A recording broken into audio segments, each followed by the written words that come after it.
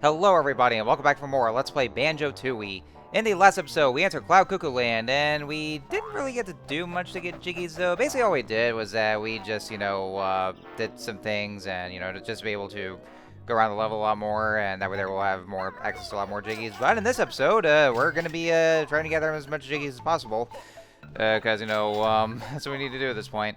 I know this video is over a half hour long because, it's quite a process and a half to get a bunch of the Jiggies because, one thing, I think I've probably mentioned this before, after we got done with Hailfire Peaks, is that, beginning with Hailfire Peaks, you'll actually be able to get all the Jiggies in one go, thankfully, because, because back in the previous levels, we really couldn't get them all in the first visit, where, it'll involve backtracking, but... starting with the Hailfire Peaks, not so much though, where we can actually get them in one go, and same thing with Cloud Cuckooland. So there's going to be a lot of time to be spent here.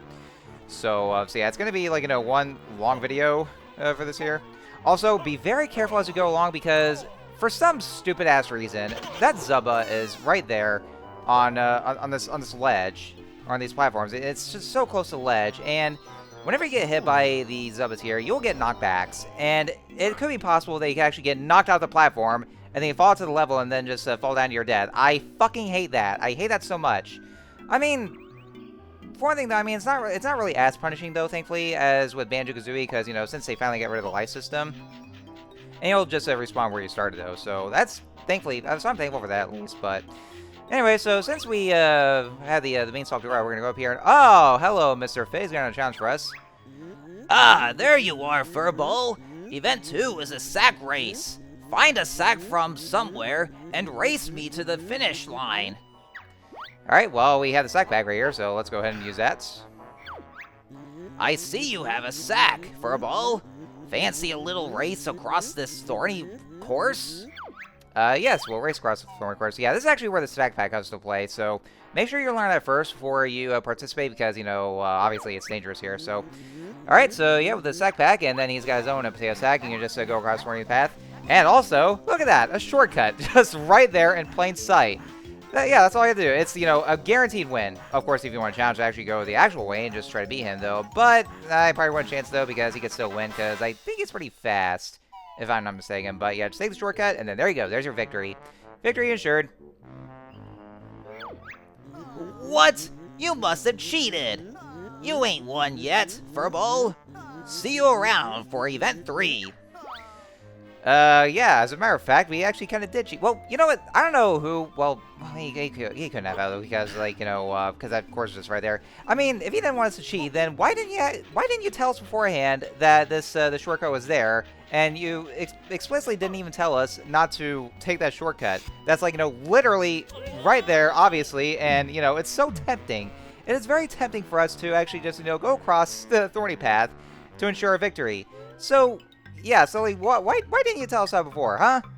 So you explain, how you claim for us to be cheating, even though this course is actually designed like that in mind, for the little shortcut. And well, I mean, I know they, fuck you. They actually had this kind of shortcut in mind, or said not to use shortcuts. I mean, because usually when it comes to events, I think it's usually they usually have this rule where shortcuts are kind of discouraged. From using though, but but they're there, so I mean, might as well do it. And, since I'm playing the game anyway.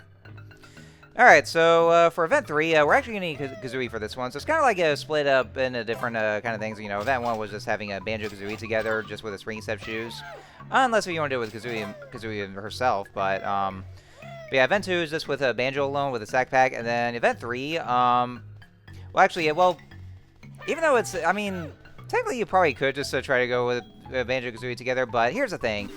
It's actually impossible to do this with Banjo-Kazooie together because, for one thing, you're gonna need to, you're gonna need Kazooie alone for this because Kazooie is a lot faster without Banjo. So here's Mr. Fit again. I see you have your running shoes on. Do you think you can beat me to the finish line and the gold medal? Yes, as a matter of fact, we will. So yes, you are definitely going to need Kazooie for this one, though, because, like I said, she is so much faster and more agile if she's without Banjo. Because, as you can see here, this motherfucker is off. He's fast. Despite how, well, a bit rotund that he looks, you know, just a bit portly, despite him saying that he's fit. He's pretty fast. He's fast. He'll try to catch up with you and try to one-up you, though. So that's why you need Kazooie yourself, because of how much faster she is without Banjo. But with that, Event 3 is now done and over with. I lost. I can't believe I was beaten by a bag of feathers. Take my medal. I'm off to the gym to train for it next season. Alrighty then. See you later. You know, this is a guy with a Bentley voice. Yeah, kind of one of those one-shot characters. I'm sure we'll see him again. Oh yes, I'm sure. And you know, and the way we see him, oh yeah, it's totally not going to be in that one game with the cars and building cars, finding car parts and building them and driving around in the cars and going all over the place with all the cars, right? Am I right?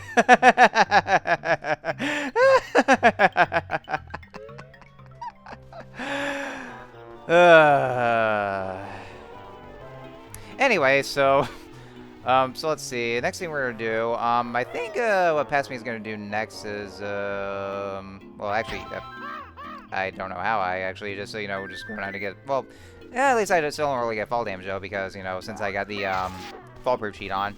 So we're gonna go ahead and fly over to another area now. Bear this in mind here, folks. Someone's in the air. Defend your Jiggy at all costs. All right, so as soon as you actually take flight on that pad here, I see those eyeball flowers. I think they're eyeballus Jiggiums. I think that's what they're called. Yeah, the eyeballus Jiggiums. They'll start to brace themselves for the attack, and they will try to shoot their eyeballs at you. It's gross, and the way the sounds go, like, you know, some kind of squishy sound that happens, like, you know, when, you know, it actually hits some squishy, and you know, that kind of sound effect. I mean, I think it's like one of those stock sound effects. It's kind of gross. It really is. Like, you know, it really is gross, honestly.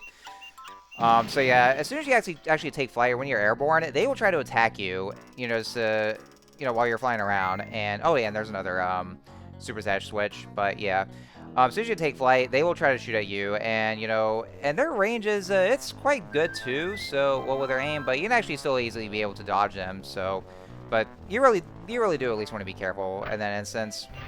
But we are definitely going to do something about those. Unfortunately, we can't really do that as regular Banjo-Kazooie, so there's going to have to be something else, like a certain transformation, to be able to get rid of those eyeball plants. Anyway, so here we are inside the trash can, and let's talking to can here. A visitor! Gofo doesn't get many visitors in his trash can. I'm not surprised. It stinks. I prefer to think of it as an acquired aroma. Perhaps you can help me. I'm facing eviction from my trash can by the Health and Hygiene Department, unless I clean the place up. Shall I teach you about the problem? I'll tell you about the problem. It didn't say teach. What was I reading? See what it is. It's these filthy germs that live in here. I've been told to get rid of 50 points worth. Killing a red germ scores 1 point. Green ones are worth 2. And these nasty blue germs get you 3 points. Will you give it a try? Alright, yep, we'll give this one a try here. So yeah, this is actually one of those things where, you know, you have 60 seconds to go 50 points worth of the germs. So, yeah, so this is actually one of those things where, you know, only Kazooie can be able to access this because, you know, it has a switch with her face on it. So, you know, obviously she can get in there. So what you have to do is that, you know, just have to use the wing whack against those germs and make sure you get 50 points in 60 seconds. So that's all you have to do. And, you know the usual rules about the whole mini games about, you know, the color coding for some of the objects, about, you know, how much points you get from them. Honestly, though, and, you know, by the looks of them, they actually look a lot like those stomach ulcers from, you know, from Champa? Yeah, Champa from Pterodactyl Land. We did that little mini game. So, yeah, they look exactly like those. I think they're actually the same recycled model. So, yeah, but, yeah, that's all you have to do. Just make sure you get 6 points worth. I actually kind of, you know, come pretty close to actually losing here, but... Yeah, like I say, you know, like always, make sure to just get as much of the blue ones because they give you the most points. And that way you'll be able to, you know, bring up more for the point counter. And, oh, God, that sucks. All right, so at least I got over 60 points this year, so there we go. Great! You killed 62 points worth. I get to keep my lovely trash can, and you get to keep this. And that is, of course, obviously, a Jiggy. Yep, as usual, just get a Jiggy here, so... let's go in to pick it up, and then we're gonna go ahead and explore a bit more around the trash can. I mean, I don't know why we're actually exploring here, because it's a trash can, but there's a lot of there's quite a bit of some Easter eggs, just stuff to take a look around and see what's thrown out, and all the all the stuff here too. You guys should play this again if you want to, though. But it's just for bragging rights. And a Minjo, of course. It's also kind of an hiding spot, so I'll give you that. But we already got all the green Jinjos. I think we did. Let's see here. Tat's salted snack treats with extra salty goodness, and there's also a dead fish skeleton. Ugh. Snacky fatty chocks. I didn't read what the rest of it was, but we have a Jinjo here, and yes, that's actually a Jinjo, because obviously it's because it's actually just high up here. We can otherwise reach that, so we're gonna have to find a way to get up there too. So so yeah, look at that. We're in the trash. Yeah, we're in the trash. Let's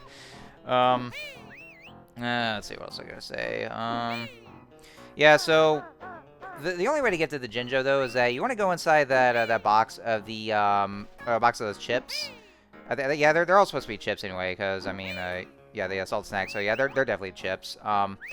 So what you want to do is that you want to go and you want to make sure to land on that little corner of the box itself, on the top part of the box, just right close to the edge, and then shoot the Clockwork Kazooie egg up to the top of the other box right here, the chocolates. And then that's how you can get the Jinjo. So as long as you be able to get the snaky fatty chocks with extra fatty goodness. So yeah, as long as you get to the get on the box with the Clockwork Kazooie, then you can be able to get the Jinjo. And we have this milk here, and we have missing Tootie. Last seen a Banjo-Kazooie. Oh shit. Oh god. Oh no. Whoa, what happened to Tootie? That's what we're wondering. So yes, so as you can see here, Rare decided to actually make something out of a joke, and they just place here like, hey guys, you remember Tootie? Yeah, the very same, that's Banjo's little sister, who got kidnapped by Gruntilda for her beauty, and so we basically, and the whole point of Banjo-Kazooie was to go and was to infiltrate Gruntilda's lair and rescue her. So despite the fact that that Tootie was basically the main reason that the main catalyst for all the events that transpire in the whole series, because of Gruntilda kidnapping her, and so Banjo-Kazooie going to stop her, and that's basically what kick-started Grunty's grudge against Banjo-Kazooie and want revenge. Yes, from what you can see here, Tootie does not appear in Banjo-Tooie at all. Now we actually did see a cameo of her in Banjo's ravaged house, where her picture was still intact. So what they did, though, is that they actually made some kind of, placed a missing photo of Tootie on the milk carton, and, kind of, lampshade the joke about how, for the fact that Tootie wasn't even in this game, and so they decided to just, make some kind of lampshade hanging on her not being in the game, and so, saying, like, that she's currently missing, and, last seen in Banjo-Kazooie. So that would leave a lot of folks wondering, where the hell is Tootie? Like, where did she go? And, they're probably like, from what I hear is that, apparently one of the creators, Steve Mails, I think it was Steve Mails who said it, that apparently he actually hated the character. And so that's why, Tootie's only appearance was in Banjo-Kazooie. Unless if you count her cameo appearances in Super Smash Bros. Ultimate, because she actually does appear as a background character. So after that game, then, she doesn't appear ever again afterwards. So, that's why she's not even in this game. So as a joke, they basically just, place this photo of her on the milk carton, this missing photo of her. So I figured I'd actually go ahead and show that one off, and to see, like, hey, yeah, guys, remember Tootie? That just went missing, and it just goes to show there. But yeah, that was Tootie, and so yeah, like I said, she's Banjo's younger sister. So yeah, if you guys remember that Banjo actually does have a sister, we never refer to again, unfortunately. Yeah, it's kind of weird in a way, though. What else? There was also something else I was going to say, and I kind of forgot what it was, though. But yeah, I think there's like a bunch of there's a lot of fan theories about what exactly happened to Tootie after Banjo-Kazooie, like where she went to. They were saying that apparently she got hauled off by the police department of rubbish video game characters, but a lot of people don't like to believe that, though. And that's kind of their way of saying it, though. That's what they think, though, but I don't think that's... I honestly don't think that's officially confirmed, to be honest with you. I want to put it this way here. Like, I like to think of it as, you know, for one thing to kind of support this theory that, you know, Tootie doesn't necessarily live with Banjo per se, and that would actually explain why, you know, if you go in Banjo's house in Banjo-Kazooie, like, he only has just that one bed, though, so I'm assuming that, Banjo doesn't actually live with his parents, though, because, I mean, you know, since I'm pretty sure that Banjo actually does have parents, though, I mean, he's got to be, but, Tootie doesn't necessarily live with Banjo per se, though. That, you know, she actually, at least Banjo's parents actually live, somewhere else that's not in Spiral Mountain. And so she actually went on to live with her parents again.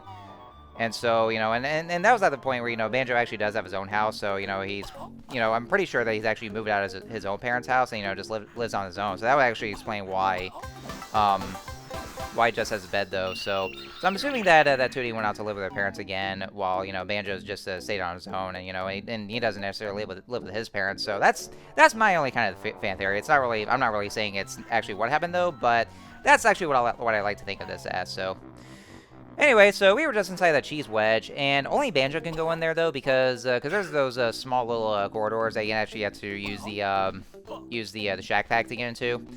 And what you have to do, though, is I see these halves of the, I think they're supposed to be like onions or garlic.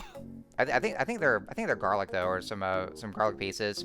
And they have spikes on top of them too. So you want to use a sack pack to get on top of them as they move around. And you can kind of see, though, the frame rate actually just went down quite a bit here, because, you know, I think it's because of all the those stenchy fumes that go around in the cheese, and all the fog or the haze inside the cheese, because it's basically like, you know, some kind of rotten cheese wedge. And it's, I mean, just seeing that, I think a lot of you guys probably wouldn't want to eat cheese ever again. But yeah, because of how absolutely smelly it is, then the Banjo's air meter will actually go down. So you want to keep an eye on the air meter. And so whenever you go on top of the those garlic pieces, I'm not sure if they're garlic, though. They could either be that or just onions, but it's kind of hard to tell. But when I was on the platform, you actually kind of saw how the frame rate was going down quite a bit. And, you know, it's not really as bad since I'm only playing this on the NSO. But I'm definitely sure that, you know, if I was actually if I was actually playing the raw version on the N64, the whole area would fucking chug. Like, holy shit, it would chug so hard. Because, you know, like, it's like, you know, the N64 is, or the game is really pushing the N64's limits of, you know, of how it is. And, you know, and because this game's kind of rushed, though, and that was actually the reason why, you know, there'd be a lot of the bad lag that goes around. But that's just, you know, if you're playing playing this game on original hardware. So yeah, that's why, you know, even on the NSO, it kind of, like, you know, the frame rate goes down a bit here. I think it doesn't really have that kind of issue in the on the Xbox ports, because you know, since all, like, you know, well, I think it's like 60 frames per second. I'm pretty sure it is, though, but, you know, because I know they smooth up the frame rate all around in the on the Xbox ports. Well, you know, beginning with just the Xbox Live Arcade version. So there's not really much of an issue if you even if you go inside the cheese wedge if you're playing that version specifically. But yeah, I can actually see it right here. We're just playing on the on original hardware on the N64. So yeah, so just kind of want to, you know, just say that right there. So yeah, I think that's pretty much all there is to say about what it is. So next thing we're gonna do, though, is that there's a Globo that's down there, though. So we're gonna go ahead and pick it up anyway, though. We actually don't go into Wumba's Wigwam just yet, though, because we're gonna be doing that transformation in the next episode. So, you know, honestly, guys, I really do hope I don't really run out of things to say, though, at this point, because I know there's that, you know, it's over like 30 minutes long, and yeah. And, you know, I never really did mention that Jell-O Castle, though. You know, honestly, it actually does look pretty fun, though. You know, this old Jell-O Castle that, you know, only Banjo can access. So that's how we get the Jiggy here. It's pretty easy. And, you know, if you kind of wonder how, you know, I was kind of going around, you know, past me was kind of wandering around here, is because, you know, I kind of forgot where exactly you can launch over to the Jell-O Castle. But I realized that, you know, it's actually just right next to there's that one flower cannon that's, you know, right next to the blue Mumbo Skull. So that's how you actually get to that Jell-O Castle over there. Also, make sure you get rid of that Zubba first before you go across here, because it's a narrow pathway, and that Zubba is right there just a dick with you and will try to charge at you, and then you get knockbacks. Yeah, you'll very easily get a knockback right here. So make sure you kill that Zubba first because, you know, because if you don't, then you'll just get knocked back. You'll be falling all the way down to the bottom of the central cavern because we're at the very top here. And then by shooting or crapping out the Cloud Kazooie egg out, we're gonna go ahead and go right here. And there's that last switch for the whole combination here. So let's bust that, and then that should be all the numbers to open up the safe. And there we go. Oh yeah, 1984. I should have remembered that. It's a real rare date. So yeah, 1984. That's the so that's how we get the Jiggy to open up the safe. So so fun fact. So when it says 1984 as a real rare date, I believe that's actually the year where the whole company Rare I think that's where they first found it though, but probably not though, because I think they were first founded in 1985 from what I read about. But they were saying 1984 though, so I think that might be the year when Rare was first founded though. But again, I could be wrong. And well, actually, as a matter of fact, they were actually first formed back when it was called Ultimate Play the Game. So they started with that before they actually rebranded as Rare. So I can't exactly remember though, but I'm pretty sure it's just around that time though, either 1984 or 1985 though. But it's a nice little reference either way. Another little Easter egg about, or just a reference in general, for that kind of day when the company was first founded. All right, so next thing we're gonna do is that we're gonna go ahead and open this whole thing. This is the pot of gold, and so once you step on the switch, then we're gonna go to it's under a time limit though, so you want to hurry and head over there. I'm just gonna go right across the Rainbow Bridge to get over there. Ah, yes, the Rainbow Bridge. Oh man, we're going to Asgard? Nah, we can't be though, because we literally did not come out from the Bifrost. So. But yeah, just cross the Rainbow Bridge, and you can only do this after you perform Momo's Rain Dance spell, because that's how the Rainbow Bridge will start to appear. So yeah, in order to get over there, you want to make sure to have Momo to perform his Rain Dance spell for this level. All right, so now we're inside the pot of gold, and the first thing you want to do is you see these egg symbols. So based on their colors or their color coding, that actually means that you want to make sure to shoot the right egg elements or the egg types into their little chutes here. So the blue one is for regular eggs, red is for the fire eggs, green is for the grenade eggs, and then the silver ones are just for the ice eggs. And there's of course the golden eggs, which means it's the infinite egg. So let's go right on top of there. And oh, hey there, Grunty. Welcome! You're in my fabled pot of gold shooting challenge. To win an ill-deserved prize, you must hit at least 75 Jiggies in 45 seconds. God damn! If you manage to beat 90, I will give you an extra prize. I reckon you will even hit 20. Fancy a go? Alright, so let's go ahead and do this one here. So yeah, that's actually all you do from what she was instructing here, is that you want to shoot all the Jiggies here in 45 seconds. And my god, that time here is very tight. But yeah, you just want to make sure, and you just make sure you actually have just aim right as well. You can actually just shoot all around, but ideally what you want to do is that you want to make sure you get 90 points, so that way there you actually get both prizes at once. So obviously that means both prizes being a Cheeto page and a Jiggy. So yeah, that's all you have to do. Now for real challenge, if you actually want to go ahead and shoot all 100, because there's actually a total of 100 Jiggies on the wall here. So if you want to get like a real challenge and shoot 100, then you can though. But that's just the kind of challenge that Grunty will give you though. But it doesn't really do anything. It's just for bragging rights. So if you want to do that, you can though. But I'm not gonna bother because that doesn't really give you anything. But we have over 90 now. Did you cheat? Yes, you must have.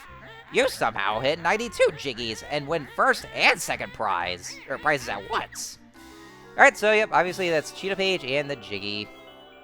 Yep, just as we thought. You might have won all my prizes, but I bet you can't hit at all 100. Give it a try? How about no? Get lost then. This game's too good for you anyway. Yeah, fine. We'll go then. We'll have another go here. But yeah, if you actually want to go and give it another try, just shoot all 100 Jiggies though, then you can, just for the sake of a challenge. But I'm not gonna bother though, because again, it's just for bragging rights. So I'm not really gonna bother with this one. Just need the Jiggy and the Cheeto page. Now we go around to the other side, or just behind the pot of gold. Watch out for that guy here. They always seem to play the Zubbas, at the worst spots ever possible. Because they're just outright want you to actually just get knockbacks and just fall down. But like I said, it's not. I mean, that's one thing I'm really glad about this game though, and why it's such a godsend, that, you know, it really doesn't punish you as badly as Banjo-Kazooie does, with them getting rid of the life system, and, and even if you do fall to your death or die at some point, then you'll just respawn at where you last entered, though. So you won't lose anything at all either, though. So, and especially with the collectibles being, permanent collectibles.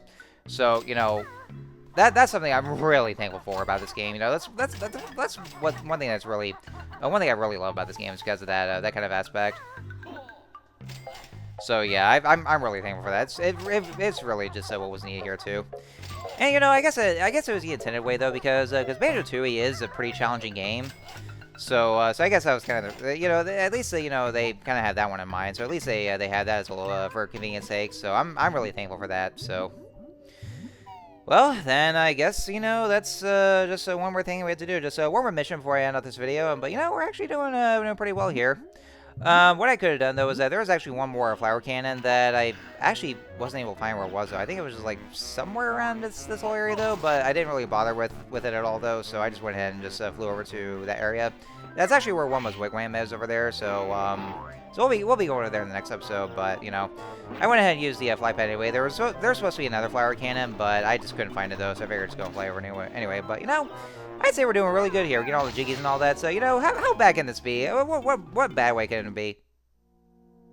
Well, wait. What's going on? Why did the music change? What's going on here? Why is everything slowing down? The music changed.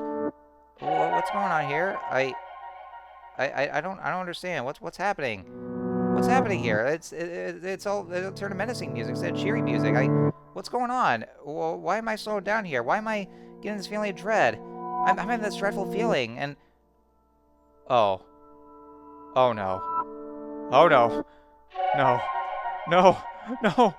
oh no, it can't be anything but that. No, is that what I think it is? No.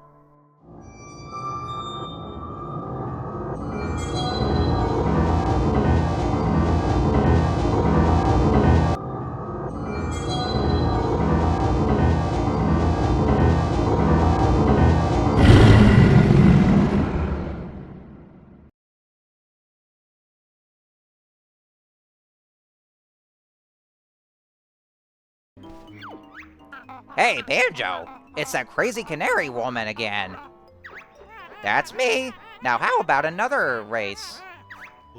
But the handcart's still down in the mine. Don't worry. You can use this clockwork mouse I found instead.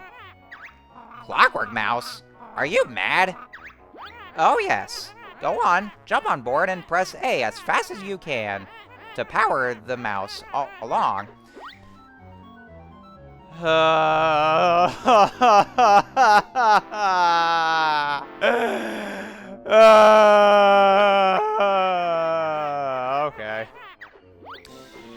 Ladies and gentlemen, this is Canary Mary again. So she's back. You remember her from Glitter Gulch Mine? So, this is it, folks. This is the race. So she wants us to race wants us to race against her for the Jiggy. So what you have to do, you basically have to rapidly mash the A button. Pretty easy, right? No! You wanna know what she does despite how you do that? She fucking rubber bands! That, ladies and gentlemen, is the most notorious and the most notorious mission everybody has ever known, I have ever known in my entire life. That's how I've known. I've had so much history with this. Everybody does. Everybody's fingers were destroyed on this special history. Everyone. They were sent to hospitals with that. So you know what? I don't want to deal with this shit. You know what I'm going to do? I know what I'm going to do. 20 minutes later. I'm just going to use a turbo controller. I say, fuck that shit. I'm just going to use a turbo controller. So, and that's actually what I recommend you do as well. Unless you actually have some really fast fingers too.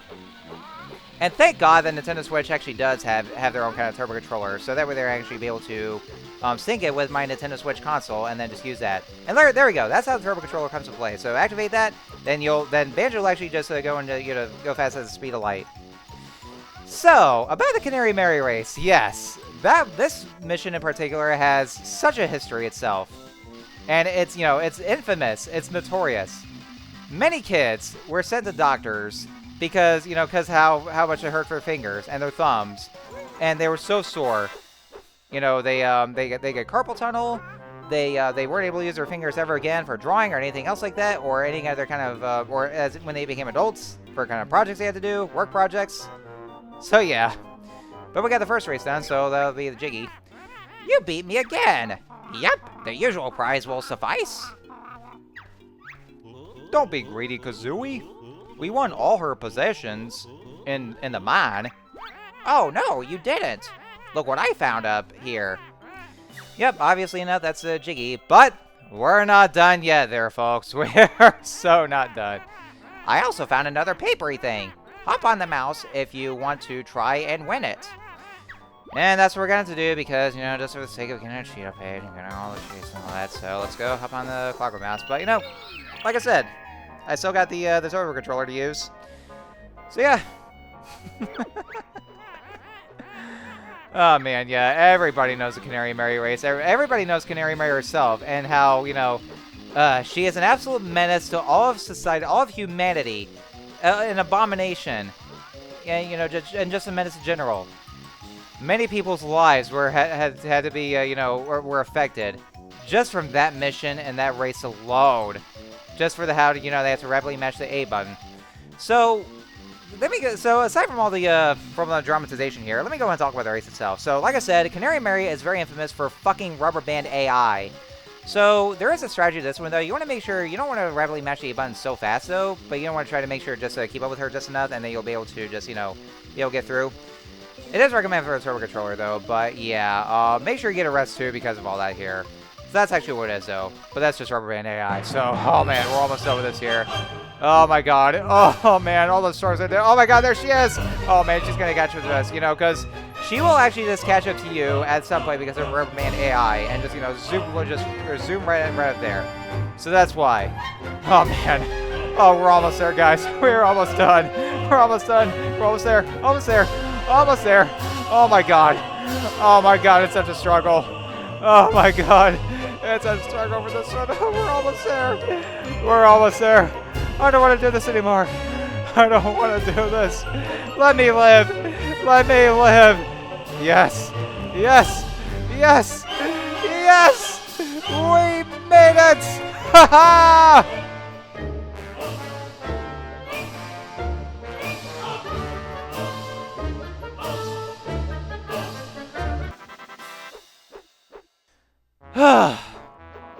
Jesus, motherfucking Christ almighty. That was a lot. Yeah, if you're not careful with this one, you will be prepared to lose a lot. And lose too, and lose and lose. Did I lose? Sure did, lady. Now hand over that papery thing. My last possession. Whew. Oh boy. That was a struggle and a half. Well, that's it then. I reckon I'll be off for my dinner. What are you having? A nice worm sandwich and a tasty bag of millet. Mmm, sounds good. How about a third raise to... Kazooie, shut up. Just shut the fuck up. We don't need that. Don't you dare bring that... Yeah, well, you're saying you're gonna cheat at this, so you're still gonna eat your dinner anyway, you know, just by cheating your stupid-ass rubber band AI. So, no, Kazooie, no. No, just shut the fuck up about this whole thing. We're done. We're done. We're officially done. It's all that matters. You know, just like toss it down to the abyss, down through the ozone layer. Oh, we're not even close though, but we're done. We're finally done. Man, well, what a thing! What a thing it was. So, we're done, folks. That was it. We got that out of the way. So, next time on Let's Play Banjo-Tooie, let's say we finish up Cloud Cuckooland and the rest and all that. Man, that should be the true boss of Cloud Cuckooland, not the other one. So with that said, folks, thank you guys for watching me struggle with this. I will see you guys in the next episode. Take care now.